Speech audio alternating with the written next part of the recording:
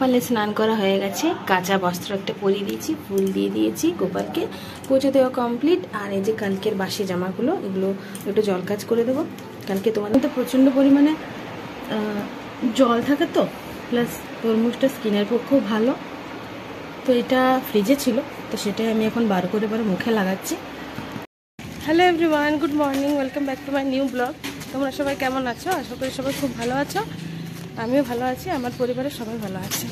আজকে রোদে রোদে তোমার দাদাভাই আমাকে হাঁটতে নিয়ে বেরিয়েছে। মেয়ে তো মাথা মুন্ডন করেছে, তো মা তো প্রচণ্ড বকা দিচ্ছে, ওকে স্কুল নিয়ে যাস না, কোনো বাচ্চা হয়তো মাথায় মেরে তেরে দেবে, তা ওকে আজকে স্কুল নিয়ে যায়নি। তো ভাবলাম চলো একটু হেঁটে আসি। তো হেঁটে কি হাঁটতে কি যাবো, প্রচণ্ড রোদটা পুরো মুখে লাগছে, আমি তো হাঁটতেই পারছি না, হাঁপাচ্ছি পুরো। আর কয়েকদিন ধরে হাঁটাও হয়নি, অভ্যাসটা ছেড়ে গেছে, পায়ে পুরো ব্যথা শুরু হয়ে গেছে। তো তোমার দাদাভাই কোনো কথা না শুনে আজকে আমাকে টেনে হিঁচড়ে হাঁটতে নিয়ে বেরিয়েছে। আমি তো বলছি যে আমি পারবো না, চলো বাড়ি ফিরে যাই, কোনো মতে কথা শোনার পাত্র নয়, পা তো রীতিমতো চলছে না। তো মুখটাতে পুরো রোদটা লাগছে, তোমরা দেখতেই পাচ্ছ, এত রোদ লাগছে। এখন বাজছে সকাল 7টা, তো এমন রোদ উঠেছে যেন বেলা 12টা বাজছে। তো আমি এরকম রোদ দিলে আমি আর হাঁটতে বেরাবো না, না। রোদ দিলে হাঁটাটা ঠিক আছে, কিন্তু রোদের ভয়ে যদি হাঁটা বন্ধ করছি তাহলে শরীর খারাপ হয়ে যাচ্ছে। তাই আমার পুরনো সেই গোড়ালি ব্যথা, কোমর ব্যথা সব শুরু হয়ে যাবে। তাই জন্য প্রতিদিন হাঁটাটা 7টা হলেও বেরাতে হবে।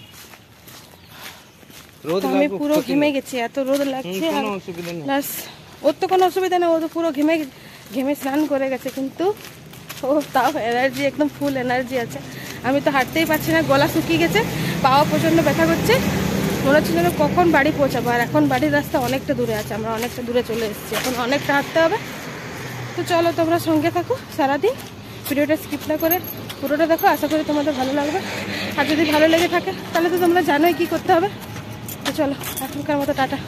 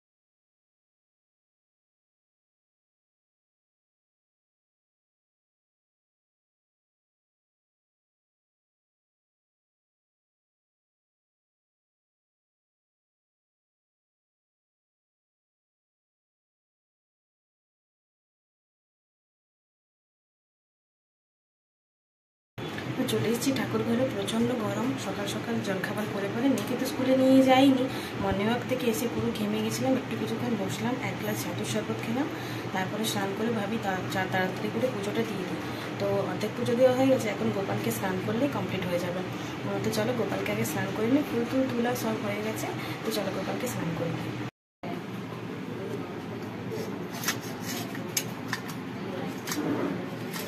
গোপালকে চলো একটু ঘি মাখিয়ে দিই, কি শীত কি গ্রীষ্ম, আমি ওকে ঘি মধু দিয়েই স্নান করাই। একটু ঘি মাখিয়ে দিলাম, একটু মধু দিয়ে দিই, এই যে মধু।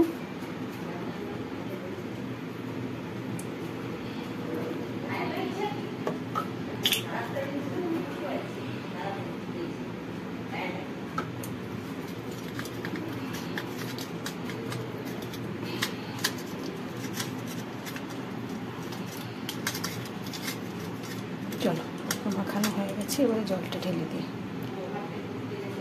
जय श्री कृष्णाय वासुदेवाय नमः, श्री कृष्णाय वासुदेवाय नमः, श्री कृष्णाय वासुदेवाय नमः।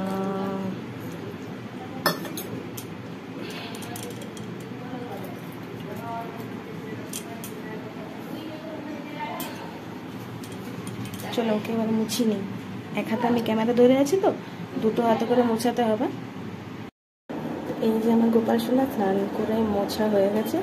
চলো একেবারে কাঁচা কাপড় একটা পরিয়ে দিই।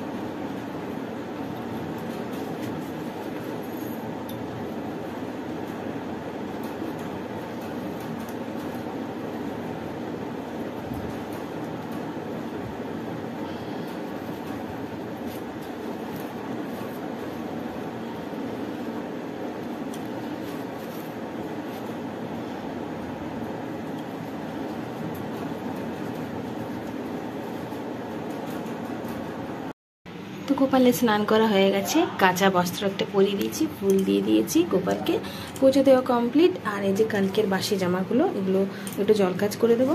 কালকে তোমার দাদাভাই পুজো দিয়েছিল, তো কালকের ও জামাটা কাচেনি, ভুলে গেছে হয়তো, তাড়া ছিল দোকানের। আর কালকের আর আজকের এই দুটো জামা চলো একটু ধুয়ে মেলে দিই, তাহলে কালকে পরানো যাবে।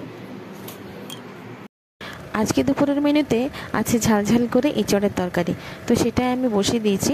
মশলা কষিয়ে আর এঁচড়টা আলুটা ভালো করে ওটার মধ্যে কষিয়ে নিচ্ছি। আগে আমি প্রেসার কুকারে একটা সিটি দিয়ে দিয়েছি এটাকে। যদি একটা নুন দিয়ে যদি একটা সিটি দেওয়া হয় না, তাহলে এটার মধ্যে নুনটা ঢুকেও যায় আর তাড়াতাড়ি সিদ্ধও হয়ে যায়, কারণ কড়াইয়ে করতে না অনেকক্ষণ সময় লাগে। আমি শাক ভাজছি, আর এখানে আমি কড়াতে তেল গরম করতে দিয়ে দিয়েছি। এখানে পেঁয়াজ কুচি দিয়ে আজকে মাছের তেলটা ভাজা হবে। আজকে অনেকটাই মাছের তেল আনা হয়েছে, মাছের তেলটা ভাত দিয়ে খেতে বেশ ভালোই লাগে। তো এই মাছের তেলটা ভাজা হয়ে গেলে আমার রান্নাবান্না সব কমপ্লিট। ওখানে সব ঢাকা দিয়ে রাখা আছে, তোমাদের অবশ্যই শেয়ার করবো আর কী কী রান্না করলাম। তার আগে চলো, আমার কড়াতে তেল গরম হয়ে গেছে, আগে পেঁয়াজ কুচিগুলো ছেড়ে দিই।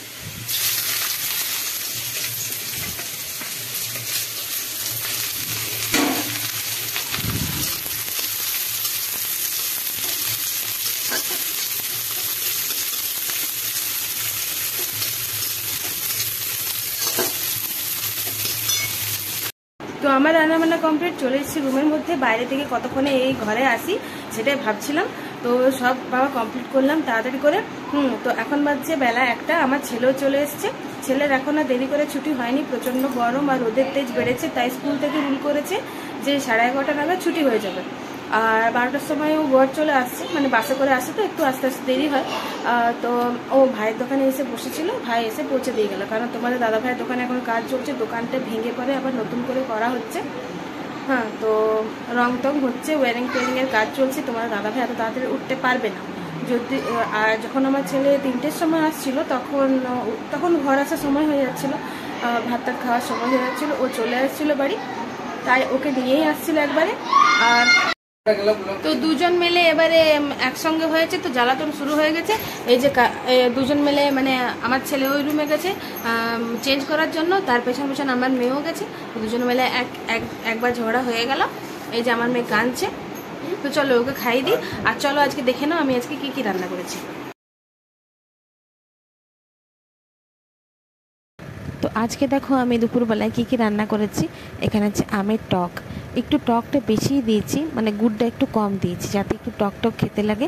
এই গ্রীষ্মকালে টক টক খেতে খুবই ভালো লাগে। আর এঁচোড়ের তরকারি তোমাদেরকে তো আগেই দেখালাম, এঁচোড়ের তরকারি করেছি। আর আমের চাটনিটা কালারটা যা সুন্দর এসেছে না, আর খেতেও বেশ টেস্টি হয়েছে। কিন্তু আমি করার পরেই একটু খেয়ে নিয়েছি গরম গরম। আর এখানে অল্প পরিমাণে ডাল আছে, কারণ বাচ্চাগুলো ডাল ছাড়া খেতে পারবে না। তো এটা নিরামিষই আমি ছকেছি, রসুন টসুন দিইনি, জিরে কাঁচা লঙ্কা দিয়ে ছকেছি, ওরা ওতেই সন্তুষ্ট। আর এখানে আছে আম দিয়ে মসুরির ডাল।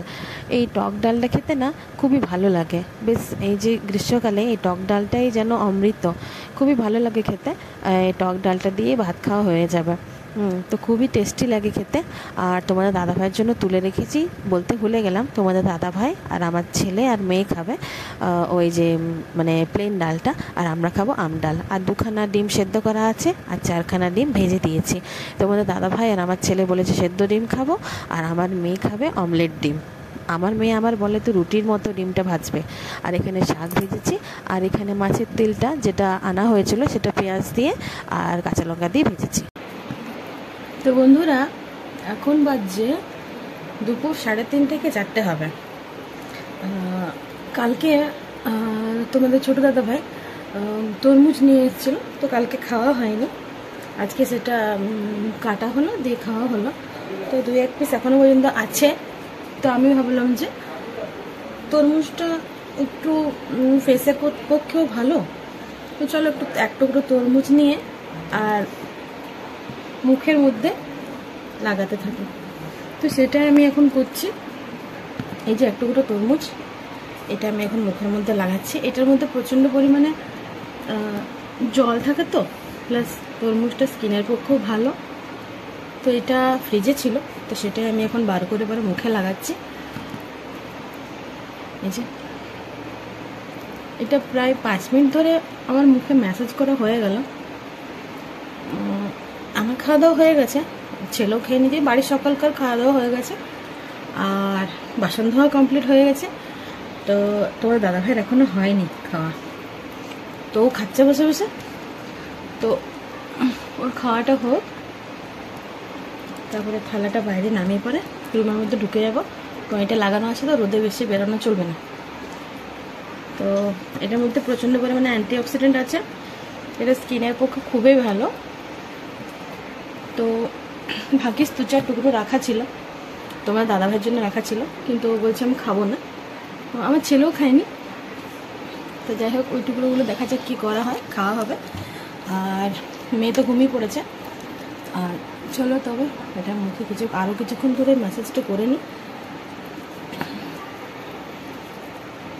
কারণ স্কিনের মধ্যে যে চোখের তলায় যে ডার্ক সার্কেলগুলো আছে, তবে এটা একদিন ম্যাসাজ করলে হবে না, এটা যদি 2-1 দিন ছাড়া ছাড়াই করা যায় তাহলে খুবই ভালো হয়। তরমুজ স্কিনের পক্ষে খুবই ভালো, টমেটোও ভালো, আমি টমেটোও মাঝে মধ্যে লাগাই। তো এই গ্রীষ্মকালেই তরমুজ পাওয়া যায়। তো চলো একটু আমি মেয়েকে ঘুম পাড়াতে গিয়ে নিজেই ঘুমিয়ে পড়েছিলাম, আর তোমার দাদাভাই তো তখন স্নান করছিল। আর ততক্ষণ আমি এটা একটা ফেস ম্যাসাজ করে নিই। তোমার সঙ্গে পরে দেখা হচ্ছে, টাটা।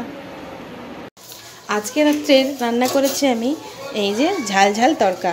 কালারটা হেভি সুন্দর এসছে, যেন আমি চিকেন রান্না করেছি, কিন্তু চিকেন ভেবে ভেবেই সবাই খাবে। তো এখানে আমি ঝাল ঝাল তড়কা রান্না করেছি। আলুটা একটু চটকে দেবো, তাহলে একটু গ্রেভি গ্রেভি হয়ে যাবে। তো এইটা তড়কাটাতে তড়কার কলাই কম আছে, ছোলার ডাল বেশি আছে। প্লাস তোমাদের দাদাভাই যে মুগ কলাই ভিজাগুলো খায়, সেটাতে আমি এখানে ভিজিয়ে দিয়ে দিয়েছি। তো হেভি টেস্টি হয়েছে, আমি খেয়ে দেখলাম, একটু ভালো হয়েছে খেতে। আর এখানে আমি দুধ গরম করছি, মেয়েকে খাওয়াবো, কর্নফ্লেক্স খাওয়াবো, কারণ এই ঝাল তড়কাটা খেলে ওর নিঘাত শরীর খারাপ করবে। প্রচণ্ড পরিমাণে ঝাল দেওয়া আছে এটাতে, ঝাল ঝাল। এই যে কাঁচা লঙ্কাগুলো দেখতে পাওয়া যাচ্ছে, কাঁচা পাকা লঙ্কাগুলো, প্লাস আদা দেওয়া আছে, মশলা দেওয়া আছে, তড়কা মশলা। তো চলো, এটাই হচ্ছে আজকে আমার রাতের রান্না। আর রুটি তো আছেই, ভাত টাত কেউ খেতে পছন্দ করে না আমাদের বাড়িতে। তো চলো তবে, তোমার দাদাভাই এখনও দোকান থেকে আসেনি। তো খাওয়া দাওয়া কমপ্লিট সবাই যে যা রুমের মধ্যে ঢুকে পড়েছে, আমরাও ঢুকে পড়েছি, কিন্তু রুমের মধ্যে ঢোকার উপায় নেই। যেন আমার নিচটা তো তাও একটু ভালো আছে, উপরে পূজার ভাই শোয় না, প্রচণ্ড গরম, চারদিকটা বন্ধ থাকে, জানালা দরজা খুলে দিলেও বাতাস ঢুকে না, কারণ একদম উপর ছাদ। সারাদিনের যে এত রোদ, টেম্পারেচারটা যাবে কোথায়? এখন তো মনে হয় 49 ডিগ্রি চলছে আজকে। হ্যাঁ, 49 ডিগ্রি চলছে। দুপুরবেলাতে 49 ডিগ্রি ছিল, এখন জানি না কত হয়েছে, রাত্রির দিকে তো একটু কমতে পারে। তবুও প্রচণ্ড গরম লাগছে, মনে হচ্ছে উঠোনেই বসে থাকে। আর উঠোনে কি বসবো, মশার যে উপদ্রব, যদিও সেরকম হাওয়াটা নেই, কিন্তু তবুও। আর ফ্যানের বাতাস কতক্ষণ খাবো? ফ্যানের বাতাস সারাদিন ঘুরে ঘুরে, ফ্যানেরই বা কী দোষ, হাওয়া দিতে আর পারছে না, হাওয়াটা যেন গায়ে লাগছে না, প্রচণ্ড গরম লাগছে। মুখ চোখের অবস্থা দেখে তোমরা বুঝতেই পারছো, যেন এরকম। এখনই স্নান করে এলাম, মাথা পুরো ভিজে গেছে ঘামে, আবার দাবার করলাম, তো পুরো স্নান করে বার হলাম। পূজা তাও বারান্দায় বসে বসে রুটিগুলো বেলে দেয়। আর আমি তো রান্না করে শিখি, রান্নাঘরে ওই যে ছোট্ট একটা টেবিল পাখা আছে, ওইটা নিয়ে যায়, কিন্তু ওটার যা শব্দ, ওর বাবারে, একদম মনে হয় যেন 1000টা কেউ লাঠি পেটাচ্ছে, এত শব্দ। ওটা চলার থেকে না চলা অনেক ভালো। এখন শব্দ করছে না, রান্নাঘরে গেলে প্রচণ্ড শব্দ করে, মানে ওটার পেছনে যদি কিছু আড়াল দেওয়া হয় তাহলে শব্দটা আরও বেশি করে। আর এখন দেওয়ালে ঠেস দেওয়া আছে, ওই জন্য শব্দটা বেশি করেনি। আর এর দেখো, এর ঘুম নেই। তো চলো বন্ধুরা, সারাদিনের ব্লগ তোমাদের সঙ্গে শেয়ার করলাম, কেমন লাগলো অবশ্যই জানিও। এখন তো ঘুমোতে হবে, তাই তোমাদের সবাইকে গুড নাইট জানালাম। আর তোমাদের সঙ্গে দেখা হচ্ছে নেক্সট ব্লগে। টাটা।